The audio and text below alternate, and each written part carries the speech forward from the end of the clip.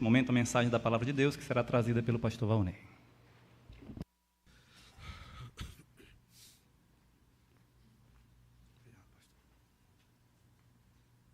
Boa noite.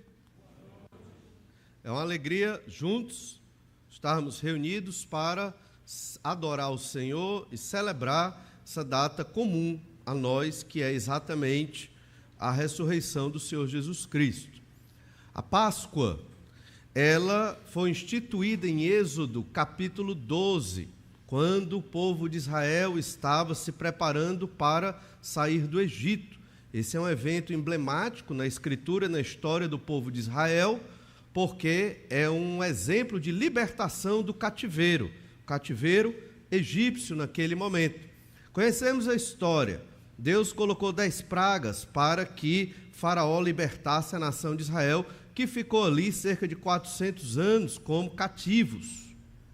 E então, a 10ª praga parece que foi a mais terrível, a morte dos primogênitos.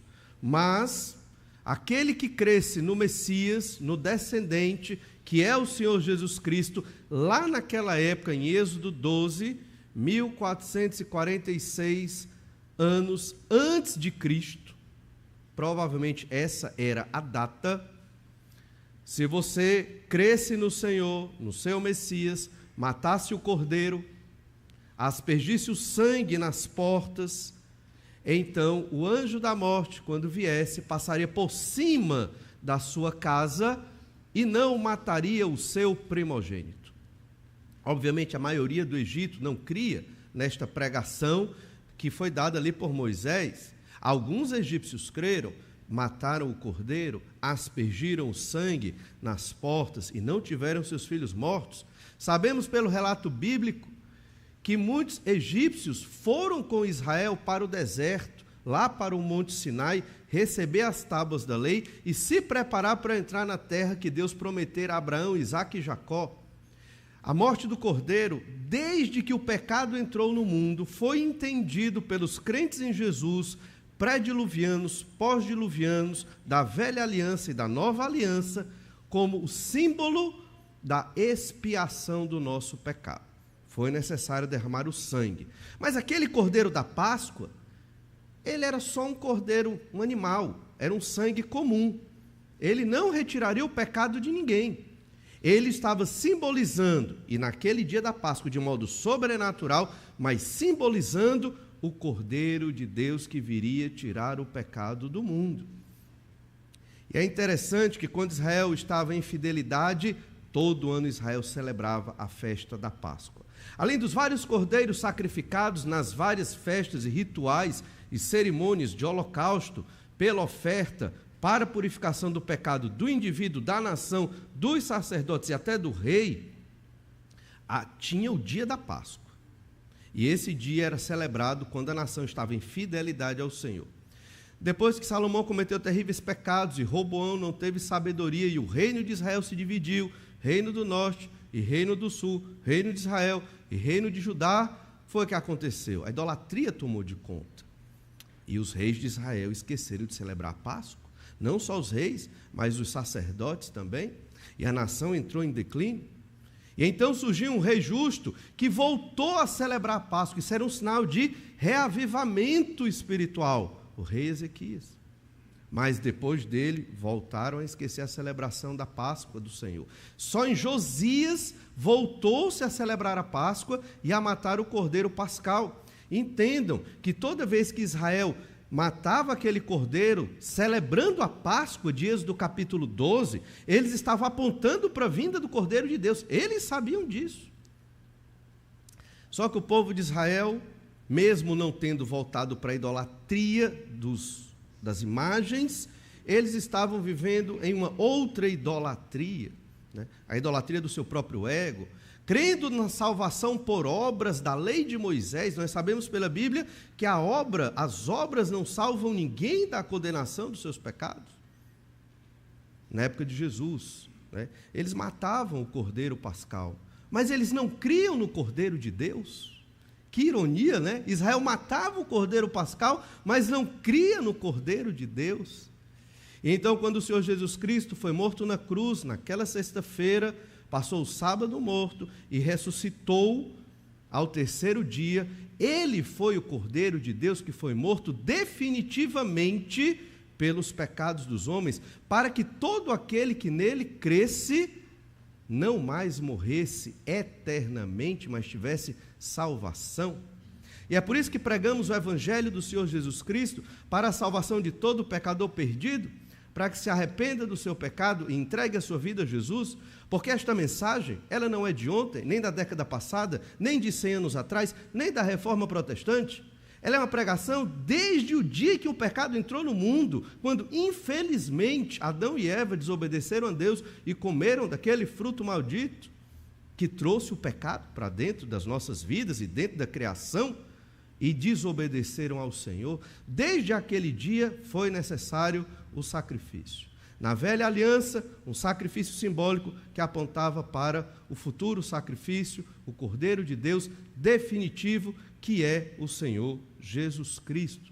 Nós lemos hoje Mateus 28 e agora vamos ler Lucas capítulo 24, que é o texto que nos fala também sobre a ressurreição do Senhor Jesus Cristo, na perspectiva de Lucas.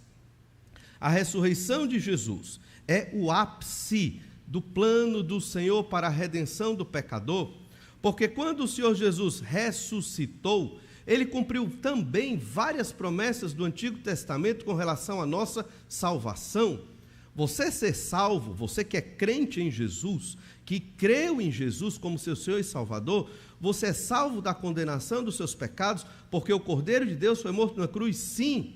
Mas esta salvação que já recebemos, ela não foi consumada, e ela o será na ressurreição. Nós lemos em Mateus capítulo 24, vamos ler primeiramente do 1 ao 4. Mas no primeiro dia da semana, na alta madrugada, foram elas ao túmulo, levando os aromas que haviam preparado. E encontraram a pedra removida do sepulcro, mas ao sepulcro não acharam o corpo do Senhor. Ao entrarem no sepulcro, não acharam o corpo do Senhor Jesus.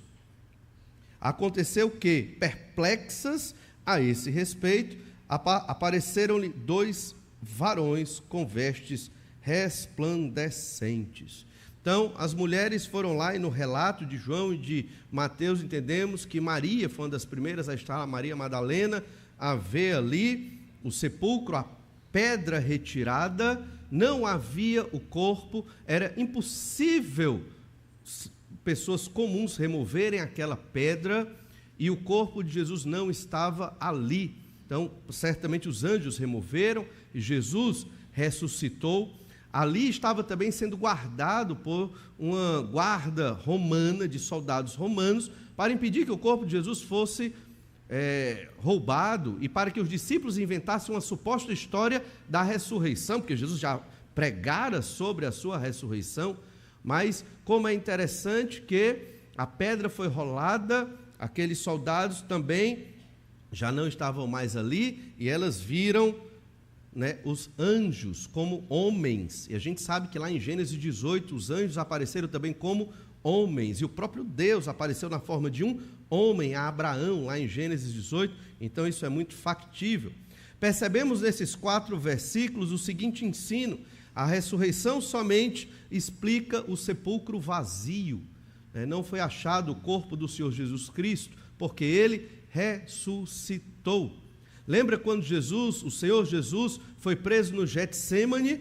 Ele estava ali orando junto com os seus discípulos. E quando chegaram os soldados para prender Jesus, o que é que eles fizeram? Enfrentaram? Tudo bem que um puxou da espada e até cortou a orelha, mas foi só uma mera tentativa. Logo depois todos fugiram.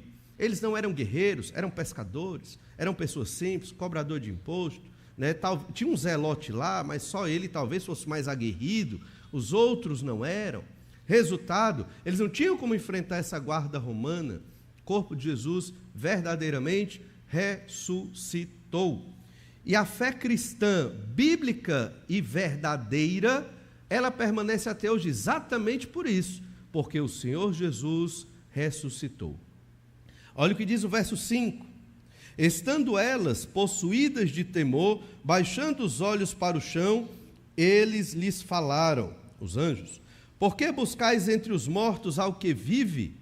Ele não está aqui, mas ressuscitou. Lembrai-vos de como vos preveniu, estando ainda na Galileia, quando disse: importa que o Filho do Homem seja entregue nas mãos de pecadores e seja crucificado e ressuscite no terceiro dia. Então se lembraram das suas palavras. Os discípulos, os apóstolos, ouviram várias pregações de Jesus sobre a sua morte na cruz e a sua ressurreição ao terceiro dia. Era algo que eles deviam se lembrar, só que eles não queriam associar Jesus à morte. Pedro nem queria que Jesus fosse morto, porque eles queriam um governo do Messias naquele momento, governo glorioso, governo vitorioso, que libertasse Israel da opressão romana. O Império Romano dominava. Mas essa não era a vontade do Senhor. Jesus Cristo, na sua primeira vinda, cumpriu inúmeras profecias, mas como servo sofredor e não como o leão da tribo de Judá, que viria e virá para governar todas as coisas como o Filho de Deus, como ungido, como o Cordeiro de Deus. O fato, então, é que nós aprendemos destes versículos que os mais devotos precisam crer na palavra de Deus.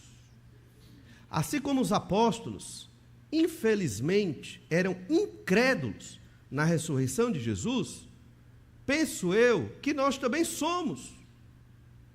Por quê? Porque tememos a morte.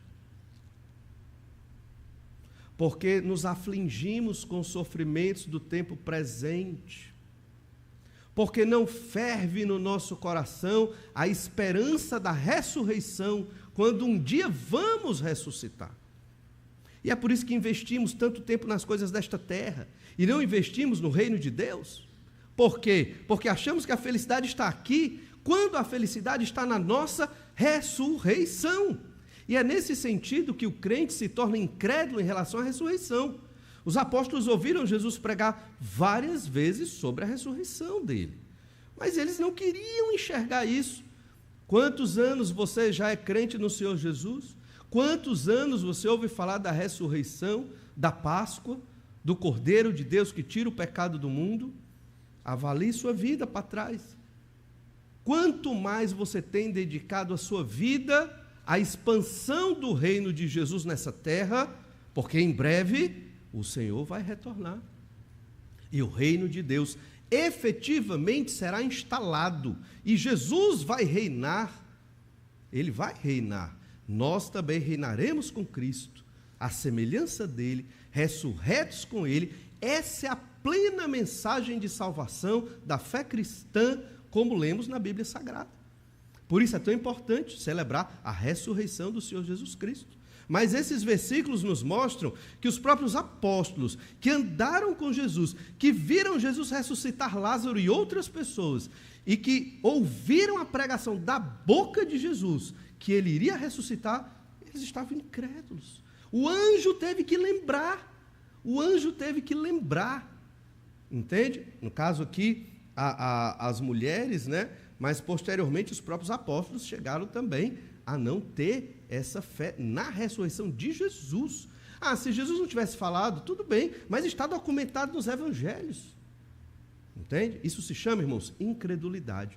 Crentes se tornam incrédulos quando eles verdadeiramente não confiam na mensagem que escutam, a mensagem da Bíblia Sagrada. Os mais devotos precisam crer na palavra de Deus sobre a ressurreição. Olha o verso 9. E voltando do túmulo, anunciaram todas estas coisas aos 12 e a todos os mais que com eles estavam. Eram Maria Madalena, Joana e Maria, mãe de Tiago. Também as demais que estavam com elas confirmaram estas coisas aos apóstolos. Tais palavras lhes pareciam como delírio, e não acreditaram nelas. Pedro, porém, levantando-se, correu ao sepulcro, e abaixando-se, nada mais viu, senão os lençóis de linho, e retirou-se para casa, maravilhado do que havia acontecido. Veja que a incredulidade, e é o terceiro ensino, cega até mesmo sobre a ressurreição do Senhor. Então, os apóstolos ainda estavam um tanto incrédulos. Graças a Deus, com a descida do Espírito Santo, eles foram fortalecidos, se tornaram grandes pregadores do Evangelho. Hoje nós temos o Espírito Santo e podemos ser grandes pregadores do Evangelho. E crendo na ressurreição do Senhor Jesus Cristo, podemos investir mais da nossa vida, mente, tempo e família na obra do Senhor. Todo aquele que creu no Senhor Jesus Cristo deve investir sua vida no reino de Deus, que hoje se expressa na igreja do Senhor Jesus Cristo. E se você ainda não creu no Senhor Jesus, Ele ressuscitou, Ele vive e voltará em breve. E o mundo vai mudar, e as coisas vão mudar. Estamos vivendo, no nosso período aqui, e talvez achamos que essas coisas não vão acontecer, mas irão. Muitas promessas ainda haverão de se cumprir, porque o Senhor Jesus voltará para reinar eternamente como o Senhor Jesus ressurreto, e nós, igreja de Jesus, também ressurreta com o Senhor. Logo em seguida desse texto, nós temos o relato dos discípulos no caminho de Emaús. Andaram do lado de Jesus, falando dos eventos que ocorreram em Jerusalém, sobre a morte de um profeta chamado Jesus. Eles eram discípulos de Jesus, ouviram várias mensagens de Jesus, talvez até milagres de Jesus, mas eles não estavam reconhecendo Jesus do lado deles. Lemos em Mateus 28 que o Senhor Jesus está conosco todos os dias até a consumação dos séculos. Ele está do seu lado todo dia, e talvez você não esteja reconhecendo o Senhor Jesus na sua vida. Ele está ressurreto, sentado à destra do Pai, governando todas as coisas. Ele é o cabeça da igreja. A igreja é importante e especial para o Senhor Jesus, porque Ele derramou o sangue dele pela igreja de Jesus. Você que é crente, é a igreja do Senhor Jesus Cristo. Jesus está ao seu lado, se interessa por você. Para quê? Para que você entregue a sua vida e viva para a glória do reino de Deus, para a glória do Senhor, proclamando o Evangelho, amando as almas perdidas, investindo a sua vida para que o nome do Senhor seja glorificado. Lá em 1 Coríntios, capítulo 15, nos mostra como a ressurreição do Senhor foi importante. 1 Coríntios 15, 17 diz assim: se Cristo não ressuscitou, é vã a vossa fé, e ainda permaneceis nos vossos pecados. Não tem sentido um homem morrer numa cruz se ele não ressuscita. Se ele morreu numa cruz e não ressuscitou, ele é como qualquer um de nós. Ele não é o Salvador, ele não é o Messias. Então, se Cristo não ressuscitou, nossa fé é inútil. Tudo que fizemos aqui é mero exercício religioso, não tem nenhum sentido. Se Jesus ressuscitou, tudo que fizemos aqui hoje foi para a glória de Deus, por gratidão e louvor ao Senhor que ressuscitou e que garantiu a nossa ressurreição, nós os que cremos em Jesus. Verso 18, 1 Coríntios 15, 18. E ainda mais, os que dormiram em Cristo pereceram. Se Jesus não ressuscitou, não há salvação para ninguém. Não tem esperança depois da morte. Está todo mundo perdido. Verso 19. Se a nossa esperança em Cristo se limita apenas a esta vida, somos os mais infelizes de todos os homens. A nossa esperança é a ressurreição. Nossa esperança não é só ter um aumento salarial, não é só comprar um determinado bem ou fazer alguma viagem. Esperança, entenda, felicidade. Esperança, entenda, realização. Nossa esperança não é só essa vida, é estarmos na ressurreição com Jesus. Verso 20. Mas de fato, Cristo ressuscitou dentre os mortos, sendo Ele as primícias dos que dormem. E o verso 58. Portanto, meus amados irmãos, sede firmes, inabaláveis e sempre abundantes na obra do Senhor, sabendo que no Senhor o vosso trabalho não é vão. 1 Coríntios 15, 58 é o verso que encerra todo um capítulo sobre a ressurreição do Senhor Jesus e a nossa ressurreição em Cristo. Porque servimos a igreja de Deus, porque servimos na obra do Senhor, porque que o nosso trabalho não é inútil e não é em vão, porque o Senhor Jesus ressuscitou. Porque você tem que ser firme, inabalável e abundante na obra do Senhor, não é para agradar homem nenhum, mas é porque o Senhor Jesus Cristo ressuscitou. O fundamento da nossa fé, da nossa esperança, da nossa alegria, da nossa felicidade, e o que nos motiva nesta fé e neste trabalho para a glória de Deus é a ressurreição do Senhor Jesus. Que Deus te abençoe e te ajude e te fortaleça a viver pela fé, não somente pelas coisas aqui da terra, mas verdadeiramente entregar sua vida a Jesus, crendo que se Jesus ressuscitou, nós também vamos ressuscitar. Vamos orar e pedir que o Senhor nos abençoe. Te agradecemos, ó Pai, porque o Senhor é um Deus maravilhoso e todo-poderoso. Obrigado, Senhor Deus, pela Tua palavra, porque podemos, em liberdade, celebrar a salvação que o Senhor conquistou para nós, mesmo não merecendo, mesmo nós não merecendo tão grande salvação, mesmo com tantos pecados que temos ainda. Te pedimos, ó Deus, que o Senhor nos ajude a viver de modo digno do evangelho que recebemos, como lemos lá em Efésios capítulo 4, vivermos de modo que agrade a Ti. Celebramos, ó Deus, hoje a ressurreição de Jesus Cristo, porque ela aponta para a nossa ressurreição, é a garantia, é a primícia de que nós, crentes em Jesus, vamos ressuscitar, mesmo sem termos o devido merecimento, mas somente pela Tua graça. Obrigado, Senhor, por tantas bênçãos, tanta maravilha, tanto amor que o Senhor dedicou a nós, para a glória do Teu nome e por amor do Teu nome. Suplicamos que o Senhor nos capacite a sermos servos fiéis a Ti, que não olham as coisas desta terra como prioridade, mas que olham sempre para a morada celestial, como peregrinos mesmo, de uma terra distante, de uma pátria celestial. Ajuda-nos a vivermos assim. Abençoa a Tua igreja, ó Pai. Recebe o culto para a honra e glória do Teu nome, ó Deus. É o que te suplicamos em nome de Jesus. Amém. Deus abençoe a todos. Acho que temos um momento de oração silenciosa. Você pode conversar mais com o Senhor. Uma boa noite e até breve.